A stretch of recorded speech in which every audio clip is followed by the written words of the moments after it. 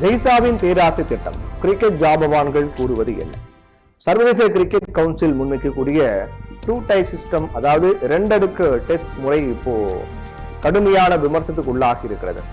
உலக test championship அப்படின்னு ஒன்றை ஐசிசி அறிமுகப்படுத்தியது. 2 ஆண்டுகள்ல ஒரு அணி ஆடும் தொடர்களின் அடிப்படையில் அவங்களுக்கு புள்ளிகள் வழங்கப்படும். சுழற்சியின் முடிவில் முதல் 2 இடங்களை பிரிக்கும் அணிகள் இறுதிப் போட்டியில் ஆடும். இந்த முறையில மாற்றம் கொண்டு வரும் வகையில ஐசிசி புதிய திட்டம் முன்வைக்க இருப்பதாக தகவல்லாம் வெளியாக இருக்கிறது. இதுதான் ஈரடுக்கு அல்லது 2 அடுக்கு, அதாவது 2 டயர் சிஸ்டம் அப்படின்னு சொல்றாங்க. அதன்படி கிரிக்கெட் தொடரில் ஆடக்கூடிய அணிகளே டிவிஷன் 1 டிவிஷன் 2 அப்படின்னு 2ஆக பிரிக்கப்படும். Division 1 India, Australia, England, Pakistan, Ilangai ஆகிய அணிகளும், டிவிஷன் 2 வெஸ்ட் இண்டீஸ், வங்கதேசம், ஆப்கானிஸ்தான், அயர்லாந்து, ஜிம்பாப்வே ஆகிய அணிகளும் இருக்கும் அப்படின்னு சொல்லப்பட்டிருக்கிறது.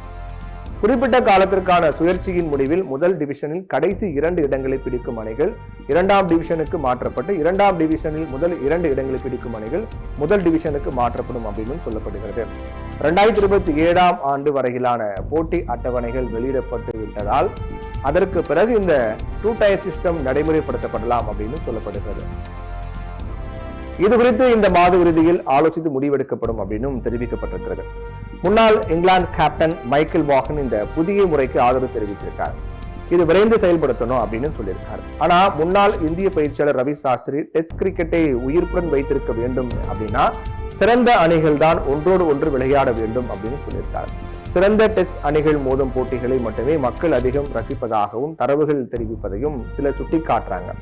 சர்வதேச கிரிக்கெட் கவுன்சில் தலைவராக ஜெய்சா தேர்வு செய்யப்பட்டதை அடுத்து அவர் கிரிக்கெட்டை மேலும் கொழுத்த லாபம் ஈட்டும் வணிகமாக மாற்ற முயற்சிக்கிறார் அப்படிங்கிற குற்றச்சாட்டும் எழுந்திருக்கிறது.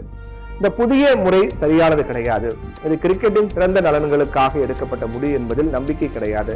இது பேராசை என்று நான் நினைக்கிறேன். இது டெஸ்ட் கிரிக்கெட் போன்ற விளையாட்டை அழிக்க போகிறது அப்படின்னு இங்கிலாந்தினுடைய முன்னாள் வேகப்பந்து வீச்சாளர் ஸ்டீவன் பின் தெரிவித்திருக்கார் ஒரு பேட்டியில.